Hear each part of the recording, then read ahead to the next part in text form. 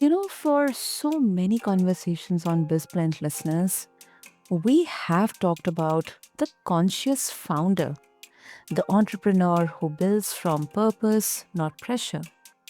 But we are expanding that lens today because consciousness doesn't stop at leadership, it's reshaping marketing too. Well, I'm your host, Sana, and this is BizBlend, and today we are stepping into a new era. One where the loudest voice in the room doesn't always win, and hype has quietly lost its halo. Buyers today are more discerning. They crave substance, not slogans, authority, not arrogance. And that's exactly where and what today's guest embodies, listeners. Back in 1992, Mike Konrad founded Aquas Technologies, an equipment manufacturing company in the electronics industry, almost by accident. And what began as one man's defiance turned into a lifelong lesson in humility, transformation, and conscious entrepreneurship. From chest thumping ads to credibility driven marketing, Mike's journey mirrors the evolution of an entire generation of business leaders. And in an age where authenticity sells better than hype, his insights couldn't be more relevant. So, listeners, let's begin into this explorative conversation. And Mike, welcome to the show. And I'm really, really excited for this one. Thank you, Sana. I'm excited to talk to you and your Yeah. listeners. Yeah, super, super. Okay, so Mike, before we begin to understand about conscious marketing, let's try to understand the shift here. Um, and you have seen marketing evolve across decades, from megaphones, billboards, magazine ads to now credibility and content. What, in your eyes, marked the turning point where hype stopped working? I'll tell you exactly the moment we decided to make Okay. a shift into a different style of marketing. But let me just build up to what brought us to that moment. We were, looking back, I can honestly say we were obnoxious advertisers. We would run ads that would almost to the point, I'm exaggerating slightly, but almost to the point where Mm-hmm. we said, we are the best, the rest are the worst. And uh, talk about, you mentioned chest thumping ads. Thumping, yeah. Yeah, it was me, us. And, we were braggadocious, we were obnoxious, we were everywhere all the time. And it worked, I guess, because we got orders, our company was growing. But I think it worked in spite of our ads, not because of our ads. Then the moment that caused me to make a shift was we were at a trade show. At the time, there were about a dozen trade shows in the US and others around the world. And we went to our biggest trade show. It was in Southern Mhm. California. And every year, Sana, we would get uh, uh, a bigger and bigger booth on the show floor, and we would put things in the booth just to attract attention. So some years we would hire magicians to do magic tricks in the booth, and Wow. video games and waterfalls and just stuff that has nothing to do with our line of business Okay. in the Uh, electronics industry. But it was we wanted to attract attention. Look at us, look at us. mhm.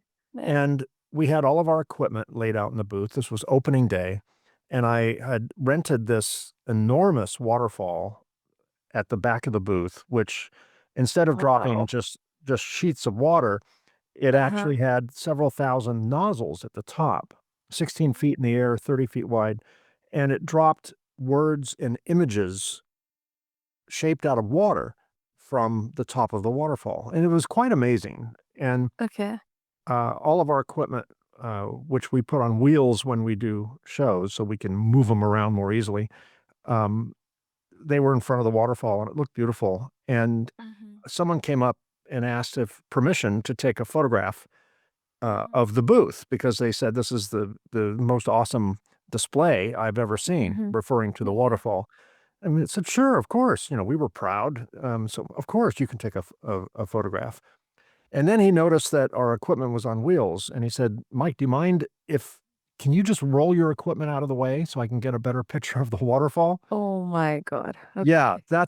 I said something similar, in my head, Uh-huh. a little more coarse than that, and Yeah. I realized at that very moment, it just hit me over the head like a mallet, um, like a sledgehammer, that what are we doing? We're basically, those same people, the carnies that you see in carnivals, carnival barkers, and say, Yeah. "Come to my stand, let me take your money."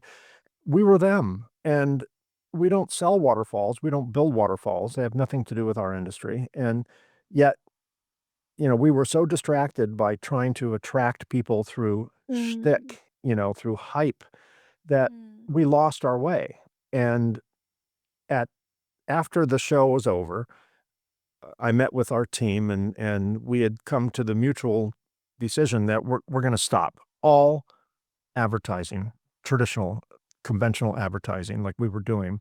We're gonna stop it Mhm. all, cold turkey, right now, and we're gonna Mhm. immediately stop exhibiting at trade shows. Canceled the rest of the year's contracts with our shows, canceled our ad contracts, um, Okay. and we had a blank slate in front of us.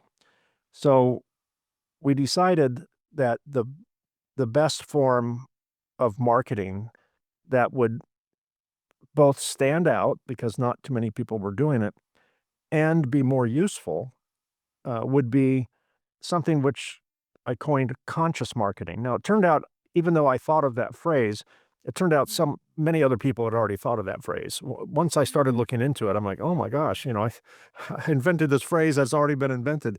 But, and the idea behind conscious marketing is to provide value, not hype, value.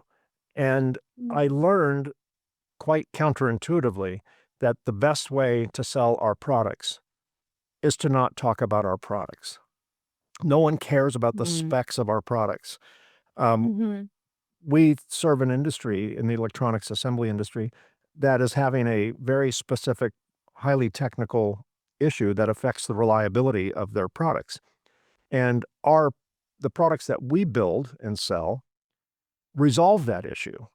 However, the industry at that time, and even today for that matter, really doesn't draw a line between the problem they're having and the cause of that problem. So they wouldn't even think we were a solution because they don't understand.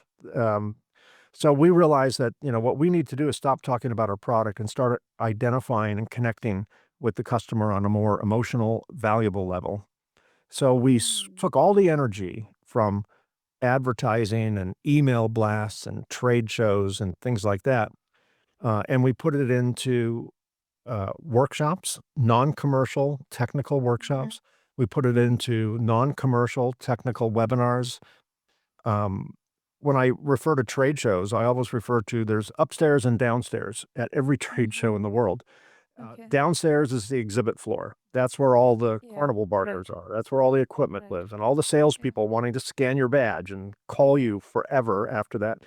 And upstairs is the technical conference. That's where Yeah. engineers go to learn and speak, whatever they're doing. And I realized that we were on the wrong floor. We need to go upstairs, not downstairs. Nothing wrong with being Okay. downstairs, but the way we were doing it downstairs was bad. So I immediately switched over to an education model. And we started Mm. speaking at conferences, started writing white papers, started, um, I travel around the world speaking at conferences now, all about reliability, which is what we're in the business to improve, Mhm. and what is causing our industry's technical issues, reliability issues, and what the best practice solutions for those issues are. None of our presentations even had a photograph of our equipment. We don't talk about that Mhm. because we're not ready to talk about that. They're not ready to hear that at that point. So then we eventually started podcasts on the subject of reliability, and we became unintentionally an Mhm. an authority-based influencer. And I hate the word influencer, Sana, because Okay. When I hear influencer, I think of, kids on TikTok, or, Yeah. Right. Yeah. Paris Hilton and Kardashians and all that. And Yeah. yes, they are influencers because they are influential. But we wanted to have an authority-backed influence, and we needed to build trust with our audience that when I'm speaking at a lectern or behind a camera and or a microphone or writing a paper or hosting a webinar, that Hmm. we're not there to sell. There's a time and place for that, but that's way down the road. What we're there to do is educate. And over the Exactly. last 10, 12 years that we've adopted this model, we have, um, our company has grown almost exponentially. And more important, it started attracting a different type of customer.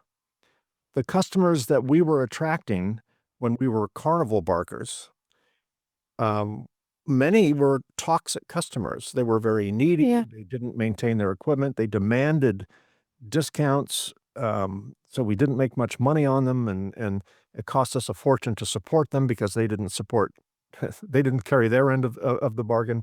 And Hmm. when we switched over to this education model, we started attracting customers which really wanted to partner with us, not just transact with us, Exactly. right? Exactly. And so that's a very long answer to your very short question of how we got to where we are now. I think this was necessary, and I have so many questions, Mike. Uh, okay, let's rewind everything. I'll come to one by one each of the questions here. So, not exactly questions, but more of thoughts. Mm, so I think the transition, that moment of realization for you was something like the shift that we are actually witnessing in terms of let's say audience who wouldn't want a big budget movie with full of opulence and grandiose, but they would like for a content which they can connect with, which they can enjoy, and also they can relate with. Something, this kind of shift that you actually realized within. um that's what I believe. I kind of deduce from that. Now, next, one question that comes to my mind, Mike, is mm, the conscience marketing. Is it as equivalent to responsible marketing, as in, or responsible messaging? Is it safe to say that both are same?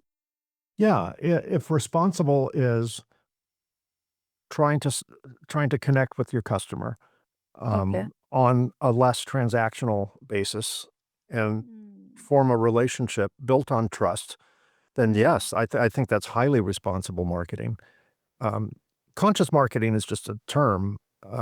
It probably means different things to different people Mhm. because the opposite is not unconscious marketing. Although in some ways it is because it's just wash, rinse, repeat. It's just doing the same thing over and over again. Mhm. Conscious marketing is really understanding your industry and building that authority and connecting on a much, much higher level than a transactional level would connect on. Absolutely. So to do that, we have to be completely disconnected from the sales process. Hmm. What we do is kind of the field of dreams approach, build it and they will come. Mm. We don't have to tell people why they should come. We just have to build what they're looking for. And Exactly. and we have to trust that they will see that. You know, it's becoming easier to do this now because of younger generations than myself. So, we Okay. we talk a lot about millennials and Gen Zers Gen and Zs. and whenever I start a sentence with the phrase "kids these days," I feel like I've immediately become my father. And well, because he would always say when I was young, "Kids these days," but it was not as a compliment. It was usually as a criticism. Criticism, yeah. But younger people learn differently. I grew up, I was 4 years into my business that I Uh-huh. started before the internet came out. right? So, Oh, yeah. I started in 92. The internet became more widely available in 96. Yeah. And, and so I, had all of my childhood and much of my young adult life without internet. So I would read ads. That was kind of my only way to get information on something I was interested in, was to read Yes. in a book or a magazine or an advertisement. Mm-hmm. Today, there are an entire generation of young people, young adults, that did not grow up with that. They grew up with the internet already there, and Mm. and younger people are not convinced by advertising. In fact, they probably don't even notice advertising, or they skip Mm. over it, or they block it, or whatever. And Mm. what younger people tend to do is seek out solutions either on YouTube or TikTok, God forbid, or whatever. Um, but they seek out their own solutions.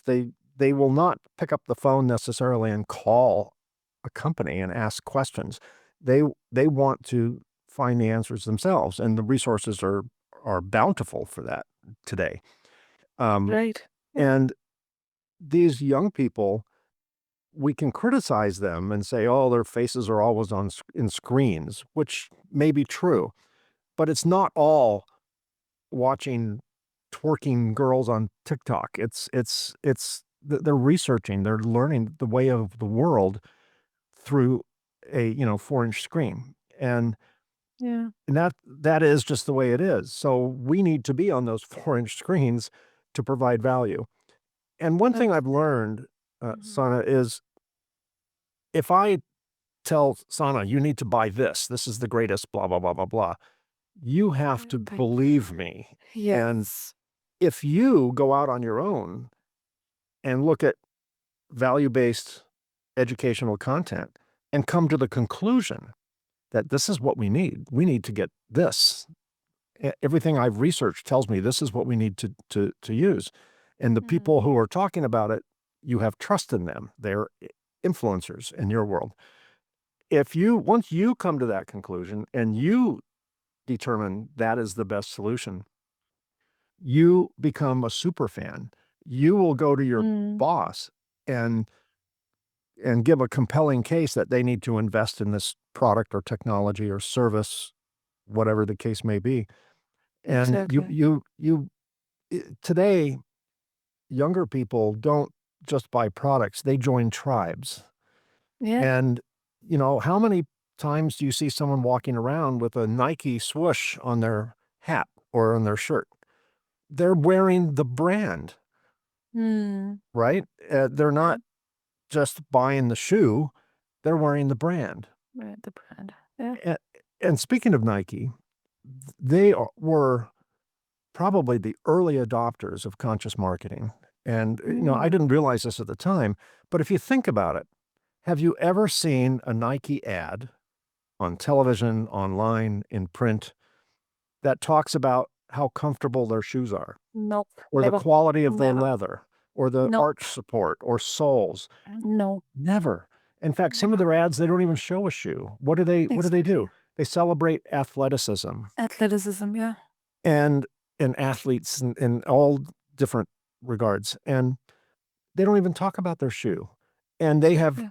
created a couple of generations now of super fans. People join the Nike tribe. Apple did that. I think they've lost their way a little bit, but Apple did Yeah. that, where, They did. people would line up in tents for 3 days before the latest iPhone release, which was marginally better than the last iPhone release, but they wanted to Yeah. be early adopters. Um, when you buy a Mac, I'm a Mac guy, so I know this. So when you buy a Mac, they give you a sticker of an apple Exactly. because they expect me to, I don't know, put it on my car or my forehead or something. I don't know.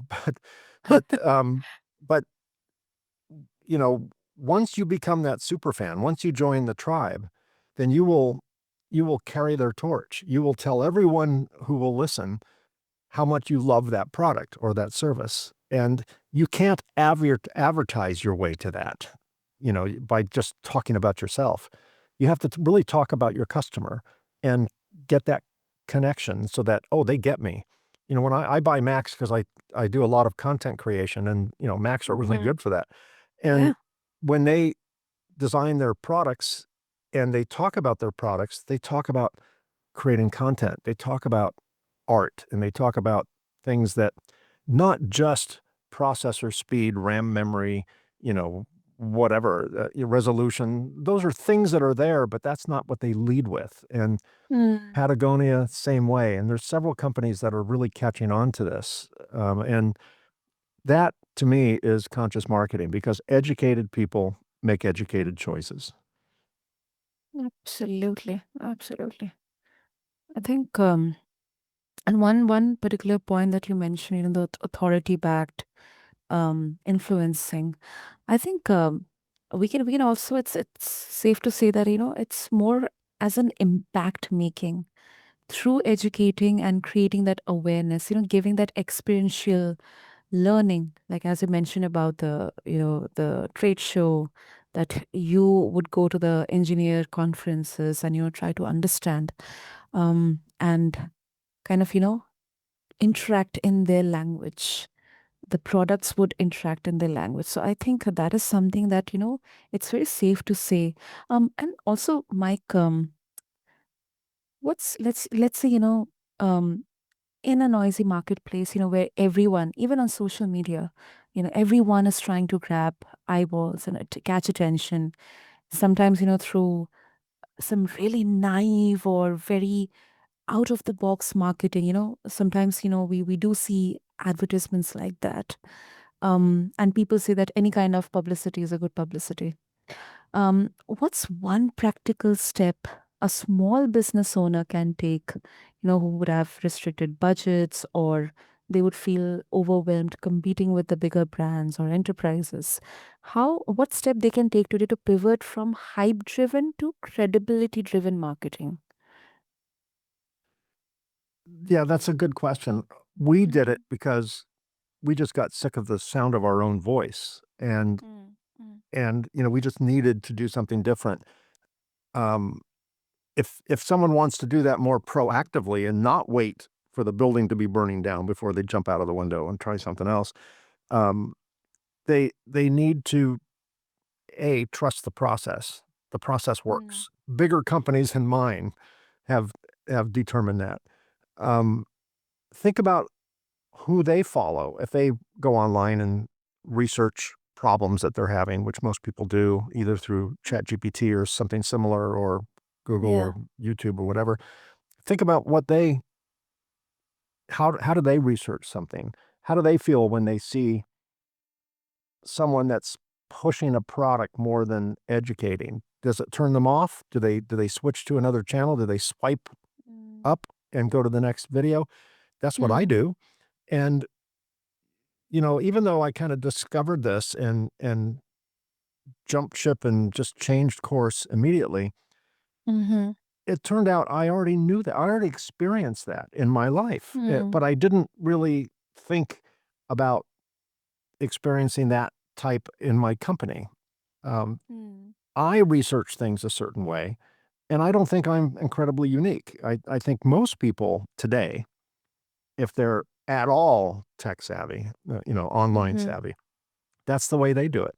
And if you just think about what causes you to connect to a person or a product or a company, was it the ad in a magazine that talked about their greatness and how many awards they won? Mm, Probably not. It's probably going to be they touched you some way. They came through the screen, they jumped off the page of the magazine, and they connected with you. And then you started searching for more. And the more you searched, the more you found. And the more you found, the more you connected. You joined their tribe. Ask yourself, if you're a tribe person, if there's a brand that you yeah, just love, whether it's a car or a computer or anything, a piece of clothing, um, what connected you to that? What, exactly. what did it? Um, One really good example is Coca-Cola, and I'll make this real Mm, quick. Coca-Cola in the 1930s, 20s, 30s, and early 40s mm-hmm. discovered that, during the wintertime, their sales dropped because, of course, Uh-huh. it's a cold drink, Uh-huh. right? Yeah. And their ads were all how refreshing Coca-Cola was in Refreshing. summer. Yeah. Yeah. Beat the heat, try Summer. Yeah. Coca-Cola. And Yeah. this was the days before air conditioning and all that, so it made sense. So they hired an advertising agency to say, "What can you do for us to help us sell more Coke during the winter?" And they came up with a campaign, which they still use today, and it involved Santa Claus. And Ah. before that time, there was no universal image of Santa Claus. Some um, versions of Santa Claus had him look more like a homeless vagrant, Okay. and this was largely the days before a lot of color ads and things like that. So sometimes you Uh-huh. brown or whatever, and they said no, we want to equate um, Christmas time, which in many parts of the world was a significant holiday, not as Mm-hmm. significant as it is today. Back in those days, Easter in Christian-based Mm-hmm. countries, which predominantly are Christian-based, they celebrated Easter way more than Christmas. So Mm. Coca-Cola redesigned through their ad agency what Santa Claus would look like. They made him a little fatter. They made him jolly. They gave him red cheeks. And most importantly, they dressed him in what color? Red. Red. Red. Yeah. By the way, that was Coca-Cola red. That's the same exact shade of Oh. red that was on their logo.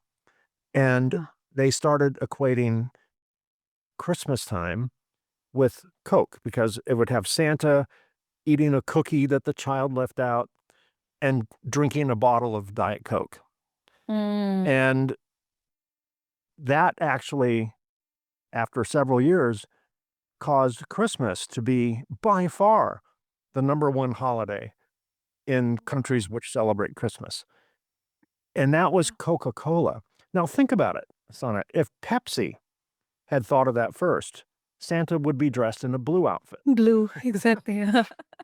But that's how influential Coca-Cola was. They changed not just selling more of their product during the wintertime. They Mm. they created the modern image of what Santa Claus, this, magical imaginary figure that comes from St. Nicholas way back. They created the whole image that we still use today. Every mall, every shopping center in many countries over the holidays hire someone to dress up in that Coca-Cola red Santa suit. And Yeah. and that came from Coca-Cola. And they not only changed how their product sells, they changed the culture of much of the world. And that was conscious marketing. And that is what is conscious marketing and the power of it. Wow. Wow. I think, oh my goodness, yes. I think whenever we are trying to understand something, listeners, I think more than just the theoretical aspect, I think the best way to learn is through examples. Um, and I think, Mike, you have done a superior job in that. I really, really, really enjoyed this conversation. And of course, before we wrap up, if our listeners they would like to connect with you or they would like to listen to your podcast, what would be the best way? Well, there's a few choices. My podcast on the subject of entrepreneurship is called the Reluctant Entrepreneur Podcast. And people can find that at reluctantentrepreneur.podcast.com. And then if they really want to drop down the technical rabbit hole and go deep into technology and electronics and reliability, um, less interesting, but if you're not in that space, it might be less interesting. But if you have some electrical engineers that, in your audience, that would be Reliability Matters podcast.com. And each of those Super, websites has links to me in it. So, super, super. So, listeners, I'll have all the details in the show notes for all of you. So, just refer to them along with this episode on your favorite podcast platform. And if I can um, summarize this conversation, I think This really felt like a mirror, like really getting back to the basics of marketing and reflecting not just how it has changed, but how we have. Once upon a time, it was maybe about being the loudest in the room, but now it's about being the most trusted. And listeners, Mike's story, the transformation, that reminds us that conscious leadership and conscious marketing share the same foundation, integrity. Because when the hype fades, credibility, compassion, and consistency are what remain. So, Mike, thank you. Thank you so much. Really, really, this was such an inspiring and very, very super learning podcast as an episode. Thank you so much. Thank you, Sana. Thanks for inviting me on the show. And I appreciate the efforts that you're making through your podcast to change the world, make it a better place. Thank you. Thank you so much, Mike, for encouraging words. And to all the founders like Mike, proving that humility doesn't silence success, it sustains it. Until next time, this is Sana reminding you, in business and in life, authenticity isn't a strategy or a buzzword, it is your superpower. Thank you.